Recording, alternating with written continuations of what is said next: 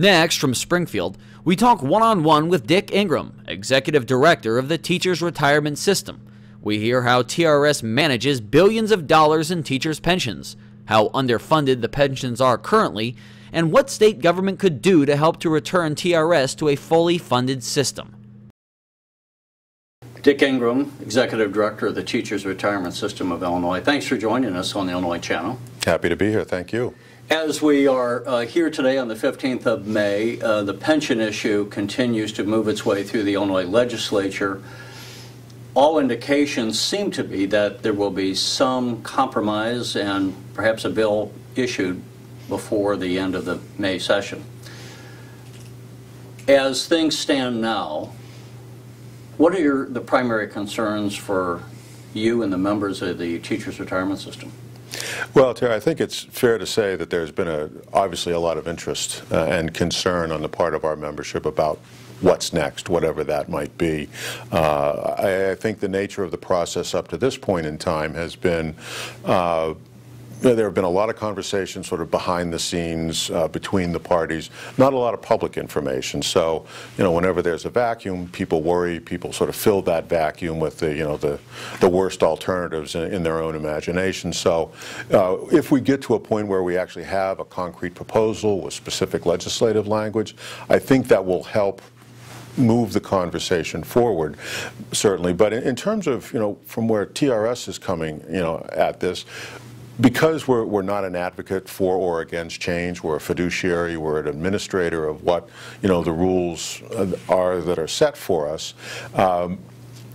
We like to focus on the resolution that the board passed almost a couple of months ago now, 6 weeks ago, at our March retreat, that has received a lot of attention, that has been the focus of the town hall meetings that we've been holding all over the state of Illinois. And that resolution arose from an analysis and a memorandum that I had prepared for the board and delivered to them at our February meeting, basically laying out the concerns about the likelihood of us receiving future funding and what that might mean to us down the road. Not so much this year or next year, but we're a long-term organization, so we have to think 10, 20, 30 years out. So what the resolution put forth was as follows. The board recognizes that there is a serious concern about the future sustainability of the pension system, and because of that concern, we are calling for action now that would address what those concerns are. And we ask that that action focus on some basic principles, if you will. First and foremost, we've stated that any analysis of the impact of future legislation should be done using what we're calling actuarial math. The statutory provisions that have been in place in Illinois for a couple of decades now, we feel don't serve us well anymore, and that the so-called political math needs to be repealed, so that we're focusing on what the real numbers are. And I think people have responded very well to that concept. Our members appreciate the honesty that's behind that concept. So that's the first principle. The second principle is that we need to have funding guarantees in place. The primary reason we are in the place we are today in terms of our funding challenges and our fiscal sustainability is the fact that we have not regularly received the contributions that would be required to fund us properly over our life. We've never in any one year received what an actuary would say our contribution should have been. So that needs to change so that we don't get back into this place at some point in the future. Third, when the Tier 2, so-called Tier 2, was created a couple of years ago, it unwittingly, I think, put into place some financial inequities and some long-term inequities, structural inequities that need to be fixed, and should be fixed now rather than later when they become much more expensive to do so. A Tier 2 member pays the same 9.4% for their benefit as a Tier 1 member does, but our benefit, and I say our because I'm a Tier 2 member myself, is only costs 6%. So we, in effect, are paying a surcharge, a tax, if you will, that is subsidizing, the state's payoff of its unfunded liability. And if you roll that math out 10 or 15 years, when Tier 2 members become the majority of the active membership in TRS, it turns the math of the system upside down, and we begin to show what we're calling a negative normal cost. And in essence, that would mean that we're not paying this, we're not receiving a contribution from the state, but rather we're paying monies to the state. Whether that happens or not, I think remains to be seen. But it's that structural sort of inequity that needs to be fixed now. The fourth principle that the board put forth was that any changes that might be coming down the road should be as simple and straightforward as possible so that we can administer them effectively. You look around the country and you see other states that have put 5, 6, 7 tiers in place for their various memberships, and something like that is just unwieldy, to administer. So we ask for simplicity and straightforwardness. And then finally, and perhaps most importantly, that any changes adhere to the pension clause of the Constitution. The board at TRS feels very strongly about the fact that they've taken an oath to uphold the Constitution, so we need to be in a position to support changes that are constitutional. Of course, there's a whole variety of opinion about what that means, but we felt it was important as a board to put that marker down that the changes need to be constitutional. So that's been the focus, and I think it's fair to say we've held 10, 11, 12 different meetings all around the state of Illinois. And no matter where we go, down south to the northwest, in the collar suburbs of Chicago, central Illinois, the attendance has been markedly higher than the first 2 times we did this last spring and last fall. So you can see that member interest is very high. The level of concern is very high. And I think they appreciate the focus that we've brought to these town halls and the facts that we've brought to these town halls. I think that has been one of the common messages back to us that we get, after the meeting breaks up. Thank you for being honest about where we are. Thank you for this information. We've never heard it in this way before, so it's been a productive conversation. Not always an easy conversation. I can imagine. I'm sure there's a sense of betrayal that is there from a number of the people who felt that. I imagine, I would say, I've not attended the meetings, that they probably feel like the rug's being pulled off from under them after they've well, certainly, and you can understand that. From our members' point of view, their part of the deal, so to speak, has been we contribute 9.4% of our salary out of every paycheck, and we've done that, paycheck after paycheck, year after year, for entire careers, and we at TRS feel that we've done our job investing those contributions. We've delivered, above, benchmark investment returns. So, the piece that's been missing has been that, regular and adequate contribution, from the state, over the years.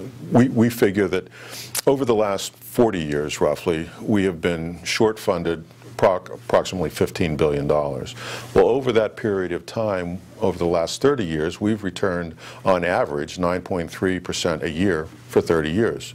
And it doesn't take a lot of figuring to run those numbers out and say, geez, $15 billion earning 9% a year, we'd be in a much different place financially today than we are, if that had happened. So, that's really the core of the frustration and the sense of I've done my share.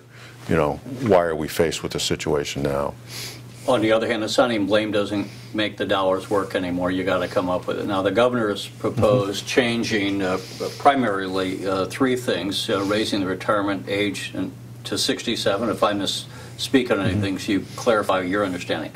He wants the teachers to contribute from 9.4 to 12.4%. 12.4, and then changing the cost of living adjustment from a 3% compounded to primarily a simple compound. It could even be less than 3%. Depending on inflation. It's the cost of living adjustment that a Tier 2 member has today. First of all, on relative to those proposals made by the governor, what's your reaction? And in the negotiations, is that something you can live with, or are you trying to alter or having counter-proposals? Well, again, it's important to keep in mind that the role of TRS in those negotiations, to use that term, is to be the provider of the facts and analysis of that. So our role in that is to have... Kind of like the accountants, if you would, right? Well, yeah, we're the source of truth. Is really what we are and what we should be. So it's, the way the process will work is, one side or the other, depending on who's, trying to advance a proposal, will come to us and say, what if, the retirement age is this or the COLA is this? What money does that save compared to current situation? And that's the information that we provide. We are not in the room saying, this is what you should do. Our role is to say, this is the impact of what you are proposing or thinking about proposing. If the legislative working group comes to us and says, we want to make these two changes, will that save us, pick a number, $40 billion? Our response would be yes, no, or maybe. Based upon what they're proposing and what they need to save, as I understand it, the governor's proposal would save somewhere between $65–85 billion and have the system totally funded by about 2045. As you run the numbers, and again, this is a fluid situation as we tape this conversation, but as you run the numbers, are the proposed changes enough to fix the funding? Well, it's tough to answer that because the devil really is in the detail here. And, as we're sitting here, as you say, it is a fluid situation. When the governor came out and made his proposal, talked about his plan, really what he did was pull some of the highlights, out of the conversations that had been going on. There were no specific provisions behind that. There's no legislative language that has been drafted on the governor's proposal at this point. So the devil really is in the detail in terms of, and it can have a significant difference of how you would apply, just for an example, any changes to the COLA. When is it effective? Who does it impact? Does it impact active members now, or does it impact retired members?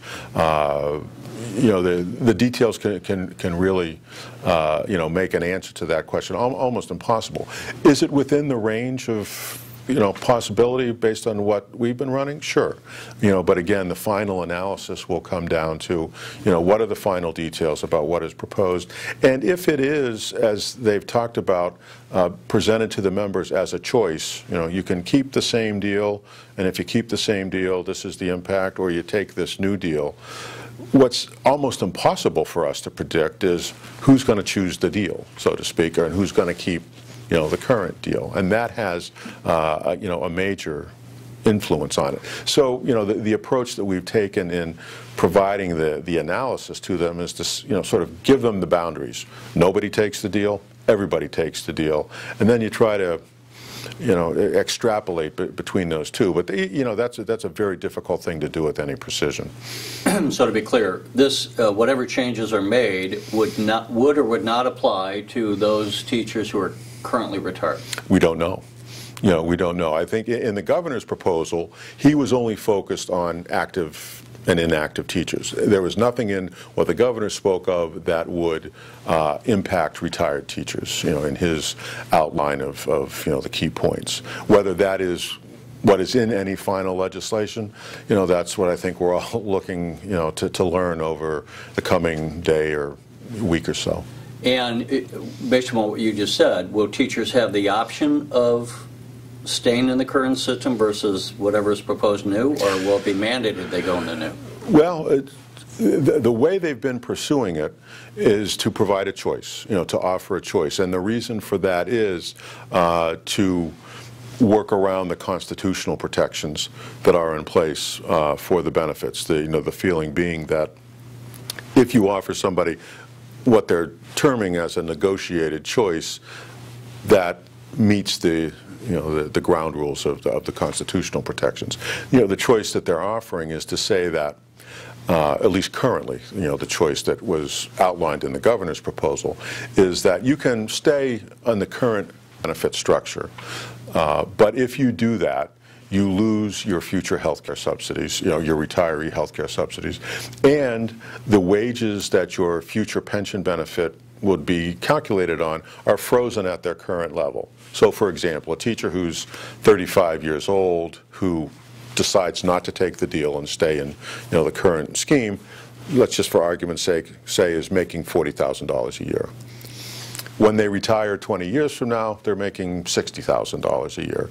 And under today's world, their retirement benefit would be calculated on those final earnings. But under this proposal, their retirement benefit would be calculated on the $40,000 that they were making at the time they made the choice. So you can see it's a very difficult choice. It's a very individualized choice, which is part of what makes it difficult for us to project who might quote-unquote take the deal, because it's impossible for us to know the individual circumstances of the members. Is their spouse working? Does their spouse have access to health insurance? A whole variety of things that make it difficult to make an accurate projection. The other thing is too, for people to understand how pensions are structured, is that part of it is what is the rate of return on the monies as they come in. They're invested.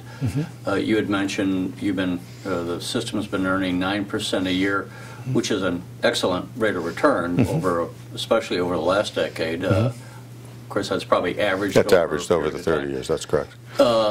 When you run the numbers, what rate of return do you use when you're modeling to? 8.5%. 8.5%. Right.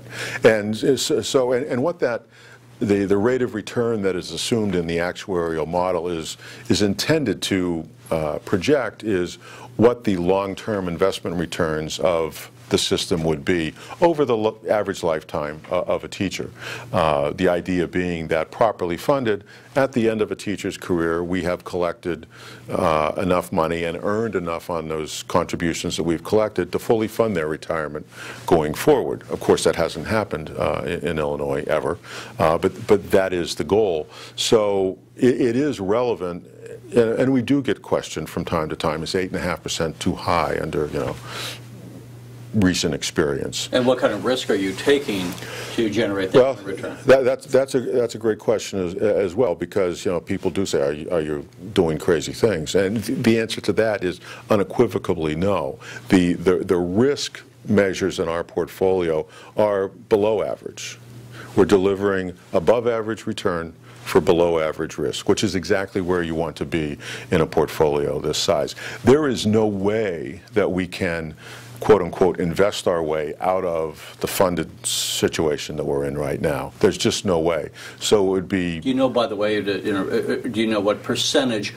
You have a piece of paper here that says at the end of December 2011, your assets were $34.54 billion. Now again, that's based on market. Right. The market's probably much higher now because we had a good spring. But where are we as far as, on a percentage basis, the system funded, and where do you think it should be to even be kind of breathing easy? Where we are today, at our last valuation last June, we were 46% funded. And we're probably right around that now. We probably won't move far off of that with our June 30 of this year valuation. It's just it's the nature of where we are. We will be there for a long time before we begin to make progress upward. Where we should be is a minimum of 80 or 85% funded. When you're at that level, that allows for sort of the acceptable range of variation between actual experience and your estimates in your actuarial model, where folks feel like you're adequately funded. And the reality is, if we had received that $15 billion over the last several decades and earned that average 9% a year on it, we would be 80 or 85% funded, and we'd be having this interview about other issues, not this one. That's just a simple reality of it. So for those viewers who might go, well, the fact is the state's going broke on pensions in part because we pay people too much, what would you say? I would say it's understandable that people would feel that way, but they're dead wrong in coming to that conclusion. A couple of things to remember. First and foremost, for a teacher in the state of Illinois, as with a number of other public employees in the state, they do not participate in Social Security. So that when they retire, the benefit that they receive from TRS is their retirement income. There's no, other source of income that's coming in. So when you look at the benefit levels, you have to keep that in mind. And I illustrate it very simply when I talk in front of a town hall meeting. I came here from the state of New Hampshire, where I ran the retirement system there. In New Hampshire, teachers participate in Social Security. So a year ago, a question I was often getting was, what's the average retirement benefit for a teacher in New Hampshire? And I'd say, oh, around $22,000 or $23,000. And they'd say, okay, what's the average benefit in Illinois? And I'd say, well, $45,000 or $46,000, somewhere in that neighborhood. And they'd say, oh my gosh, look at that, it's twice as much. And then I would suggest, well, ask the next question, how much does the New Hampshire teacher get for a Social Security benefit? Well, it's another $23,000. So when you add them together, they're the same. Should we change it and say, let teachers have the Social Security, so that maybe it's, all the money comes from taxpayers, and we pay into the Social Security system as taxpayers. I think the cost associated... Would that help a system such as TRS, or is it, which I might say, you could pay someone $100,000 a year in retirement as long as the funding is properly structured. Correct. You're going to have the assets to do that. That's the right conclusion. There's nothing in the DNA, if you will, of a defined benefit plan that is unsustainable or financially unsound. If you pay, you're okay. It's as simple as that. What the defined benefit plan does is impose the sort of the group discipline on the saving and brings professional management into the oversight of the investment of those savings. And plus you have the insurance, if you will, of the pooled risk of the large group of people, some of whom live longer than the actuaries say, some of whom die earlier than the actuaries say. But in the large group, it all evens out, and we can, make the lifetime promise of a fixed benefit. I want, and I appreciate you going through some of the details you said earlier, because I want people to hear this. They often don't get walked through the various issues involved in performing and having benefits available when you stretch them out over a 30 or 40-year period of time.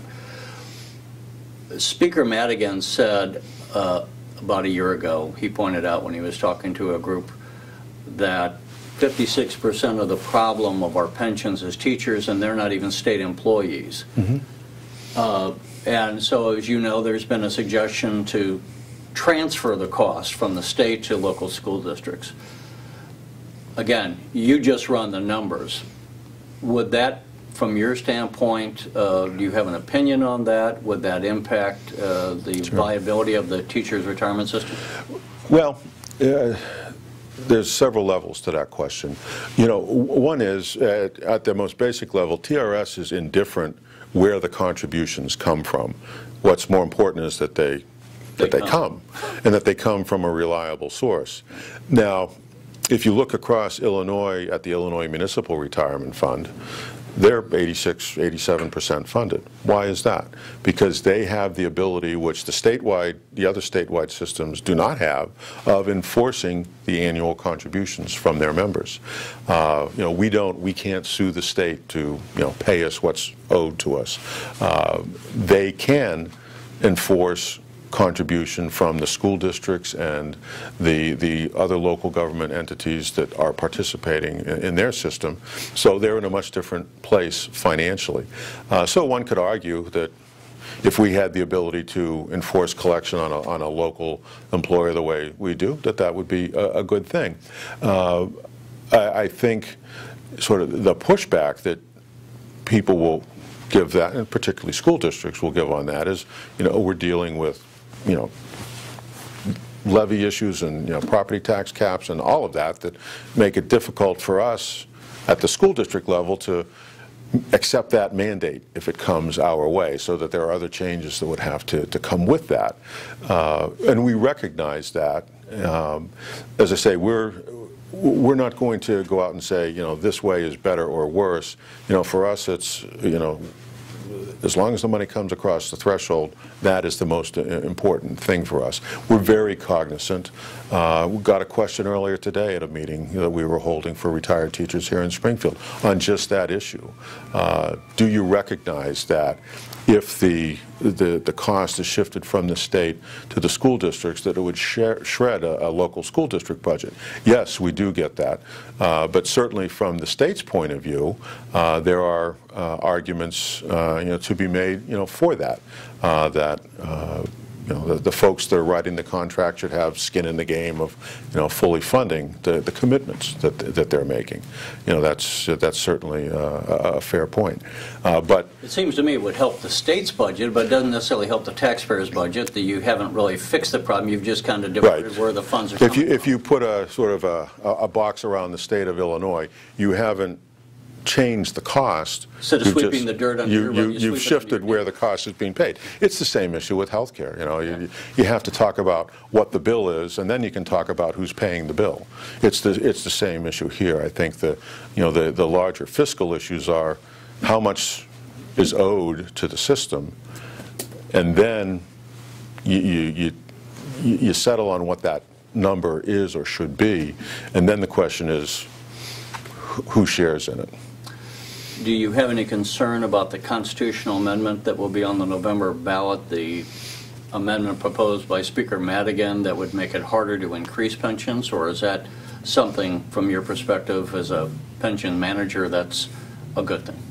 Again, I think something like that, if you wanted to be a little bit tongue-in-cheek about it, I've not seen many people coming forward with, pension enhancements lately. So, in that regard, it might be a while before that type of amendment is tested. But again, our role as a fiduciary and as an administrator is to administer the rules as they're handed to us. So wherever that falls, the constitutional questions and arguments, if you will, or debate about whether something is constitutional or not, or a good idea for a change in the Constitution, really rests more between the General Assembly, the member groups of our membership, their unions and Retired Teachers Association, and the citizenry of the state of Illinois. And we're left to manage what we're told to. Pensions are such both a very personal issue and complex. I appreciate the time. We could go on for hours. We won't have the time. But when you had touched earlier about defined contribution and defined benefit. Right now we have a defined benefit. We tell people you'll get so much at the end of your career. A defined contribution is more like the 401k. I'll put so much money this year into your retirement plan, and if you leave my business and go over to Bill's business, you carry your 401k with you. Sure. Should we have a defined benefit plan, or should we go to a defined contribution? And I guess the question is, in that, how can we know what the economy will do, what the stock market will do? We don't know that there's going to be a 9/11 or any number of other bumps in the road. To be able to project out 25, 30, 40 years and to say, we'll give you this much at the end of 30 years, because you have to model, as we say, you have to make an assumption that you're going to get a certain rate of return to reach that. So let me just answer that. When we have these defined benefit plans, are they practical in practical terms in a world where we never know really what the economy is going to do over a long period of time? I think the answer to that is yes, and data would prove that defined benefit plans do have a place. Sort of the common wisdom is that the three-legged stool of a sound retirement is a basic, a core defined benefit, supplemented by your personal savings in whatever form that might take, with Social Security as a safety net. Well, as you heard me say, in Illinois, for teachers at least, we don't have that Social Security safety net. So we don't have a stool, we have a ladder. So we got to make sure that the two legs of the ladder are very sound. And the reality is, the defined contribution plan, when it was enacted, and I'm old enough to remember when it was never intended to be a primary retirement vehicle. It was intended to be that supplemental savings to the basic, defined benefit. And there are plenty of folks that have a lot of data that would show that folks who are relying simply on a defined contribution plan are nowhere near being ready, for retirement. If you want to talk about the underfunding of a defined contribution plan, the global savings through defined contribution plans is much more woefully underfunded than any defined benefit plan, even TRS. We'll often say that some of the best advertising for a defined benefit plan is when some of the large money management firms come out with their quarterly press release that says average balance in our 401k plans is at its highest level ever, $75,000. Okay, well, that'll get you a couple years, but if people are living 10, 15, 20, 30 years in retirement, they're nowhere near ready. So you really do, I think, need the combination of it. And certainly in Illinois for Tier 2, for example, that can be part of the solution for making Tier 2 a more robust and viable retirement option than it is today. If one has a 401k plan, when they die, that's part of their estate. Mm-hmm. If a teacher puts in money throughout their career and unfortunately dies 6 months into retirement, what happens to their retirement? Any remaining contributions that they made would be returned to them. But in terms of the lifetime benefit, obviously you lose on that unless there's a survivor, benefit that was elected. But that's the essence of the plan. And again, with actuarial accounting, you're going to say we're going to lose so many people at a certain age. And some will live longer, some will die earlier, and through a constant revision to those of experience to estimate, you never get that far out of line if you let the actuaries do their work. You're always truing up experience to what your estimates are. Before we close out, why don't you just tell us, people have heard TRS for years. Mm-hmm. Tell us a little bit about TRS. How many people do you employ? Sure. What is it you actually do, and how do you do it? Well, TRS is the retirement program, their defined benefit plan for all teachers in the state of Illinois outside the city of Chicago. We have 366,000 members. 166,000 of those are active teachers. 101,000 are annuitants or beneficiaries, and the other 95,000 are inactive teachers, folks who taught long enough to earn a benefit but left the profession and aren't old enough to collect the benefit. Our benefit payroll in the fiscal year that we're in right now will total almost $4.5 billion. We send out just shy of $400 million a month in benefits. Roughly 80% of those benefits stay in Illinois with teachers who still live in Illinois post-retirement. So if you look at the financial impact that creates, it's probably another $4.5 billion and 30-odd thousand jobs that are supported by the benefits that recycle back through the economy. Are those benefits taxed, or are those? They are not taxed. Illinois is one of two states, I believe, that completely exempts any retirement income from taxation. So those are tax-free in the state of Illinois.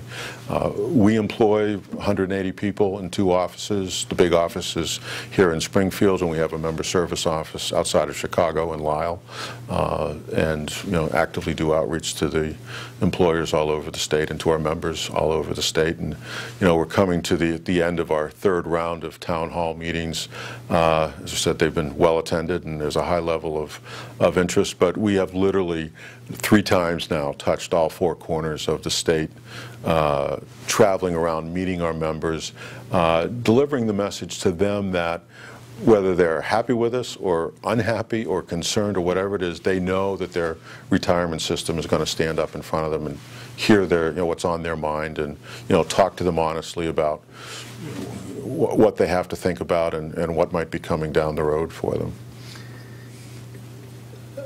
When I'm sure you heard people say, why do we have to change anything? What do you tell them? Why do we have to change anything? It's pretty simple and straightforward.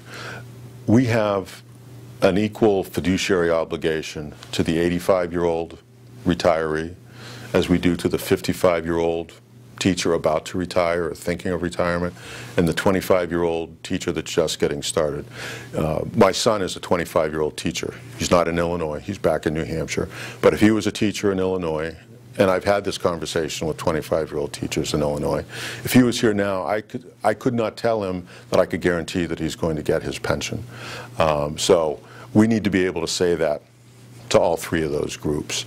And until we can, we've failed all of those groups. And that's why we're doing what we're doing, why we're having the conversations that we're having, why we've raised the issues that we have, and why the board passed the resolution that it did, identifying the future concern and advocating for action on that. The hard thing about this business is that we are a very long-term business in a very short-term world. So to talk about 20 and 30 and 40-year commitments is a little anathema to what the way folks are used to thinking. And I'll often illustrate this when talking with our members. A year ago, our oldest living annuitant passed away. She was 110. So if you think about that, we had an 85-year relationship with that woman, if not more. And think of all the things that she saw and experienced, during that lifetime. What happened in any one year wasn't important.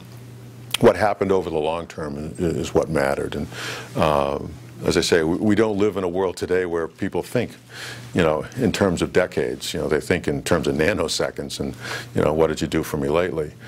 So that's our challenge. And it keeps it simple for me, if I think about the 85-year-old, the 55-year-old, and the 25-year-old. We have to get it right for all of them. We're not there right now. We can be. When I have a 25-year-old teacher ask me, am I going to get my pension? I will tell them, I can't say that to you today, but I fully believe that in 6 weeks or 6 months or a year, whatever it's going to take, I will be able to say that to you, because we'll get this figured out. I personally often tell people government is basically a series of systems. Mm-hmm. And in teachers, TRS, it's Teachers Retirement System, basically the system got off track, and we have to get it back on track to make it work. Mm-hmm. Over that 85-year period of time. Mm-hmm. If you break it down to its simple, that's the deal. That is the deal. We need to be able to be in a position to say we can keep the promise. I talked to the staff here, I talked to the board here about the fact that TRS is a promise keeper. That's why we exist, to keep the promises that were made by others to others. We need to make sure that we're accepting promises that can be kept. So that's why, again, why we have these these conversations, why we've done what we've done over the last several months, and it's all so that we can be in a position of going to bed at night and waking up in the morning knowing that we can keep the promises that have been made to the teachers in the state of Illinois. Dick Ingram, thank you for joining us on the Illinois Channel. Thanks for having me. Appreciate it. You're watching the Illinois Channel, an independent nonprofit corporation formed to provide gavel-to-gavel coverage of Illinois state government and other public affairs events taking place across Illinois.